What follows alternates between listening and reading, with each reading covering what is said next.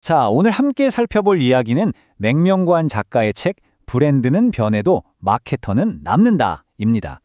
이 책의 핵심들을 지금부터 같이 파헤쳐 보시죠. 이 책이 말이죠. 그냥 이론서가 아닙니다. 진짜 거대 기업들이 어떻게 흥하고 망했는지 그 생생한 드라마 같은 이야기 속에 시대를 초월하는 교훈을 담고 있거든요. 과연 어떤 이야기들이 우리를 기다리고 있을까요? 그럼 이 아주 근본적인 질문으로 시작해 볼까요? 아니 도대체 어떻게 그 누구도 넘볼 수 없을 것만 같았던 회사들이 한순간에 무너질 수 있었던 걸까요? 오늘 우리가 함께 따라갈 여정은 이렇습니다.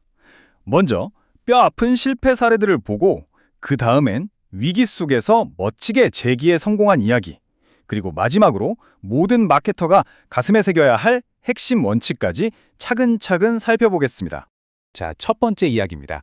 업계 최고라고 불리던 회사들이 어떻게 눈앞의 경고를 애써 무시하고 스스로 실패의 길을 걸었는지 그 속을 들여다보죠.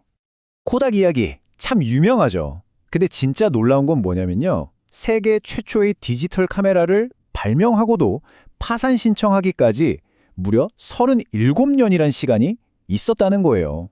자기들이 만든 기술을 외면한 대가가 정말 어마어마하죠. 이걸 보면 그 내부의 갈등이 얼마나 심각했는지 딱 보입니다. 미래가 뭔지 이미 다 알고 있었어요. 그런데 당장 돈이 되는 필름 사업을 놓지 못했던 거죠. 결국 그 선택이 몰락의 시작이었습니다. 자, 이번엔 노키아입니다. 2011년에 CEO가 보낸 이 메모 좀 보세요. 우리는 지금 불타는 플랫폼 위에 있다. 이 말에서 느껴지는 그 절박함, 그 패닉.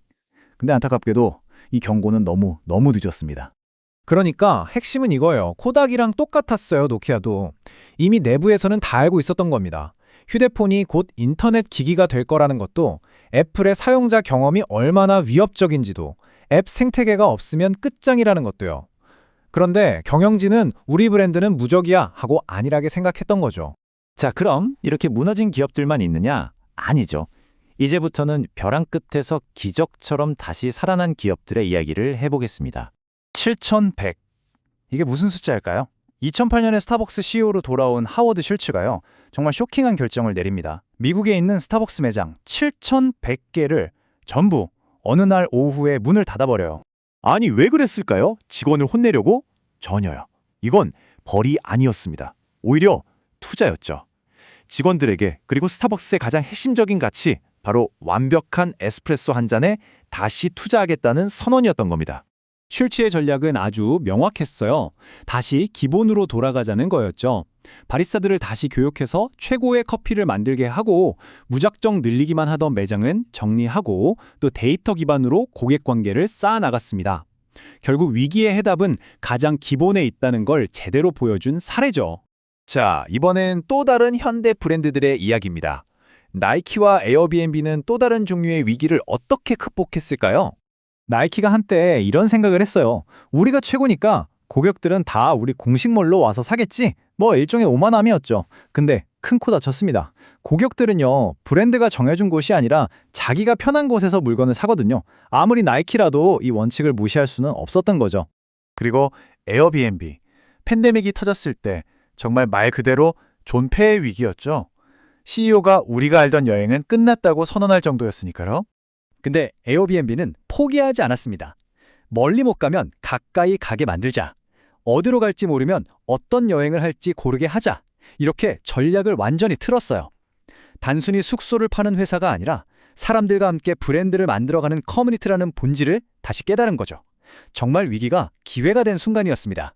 자, 이렇게 위기를 극복하고 혁신을 이뤄낸 이야기들, 가만히 보면 공통점이 있습니다. 그 시작은 의외로 아주 단순한 한마디였어요. 바로 이 질문이요. 아빠, 사진 왜 바로 못 봐요? 3살짜리 딸의 이 순진한 질문 하나가 아빠 에드윈 랜드를 움직여서 세상을 바꾼 발명품, 폴라로이드 카메라를 탄생시켰습니다. 생각해보면 다른 위대한 발명들도 다 그렇죠. 전화가 꼭 통화만 해야 돼? 라는 질문이 아이폰을 낳았고, 청소기에 왜 먼지 봉투가 있어야 하지? 라는 의문이 다이슨을 만들었잖아요. 당연한 것에 왜? 라고 묻는 것. 그게 바로 혁신의 시작입니다.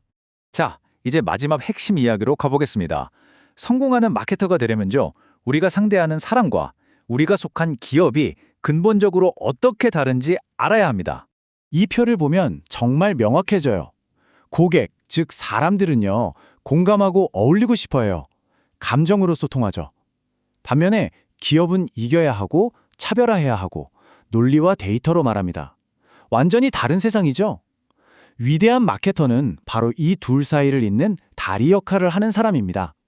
사람의 마음을 기업의 언어로, 기업의 전략을 사람의 마음이 움직이는 언어로 바꿔주는 거죠.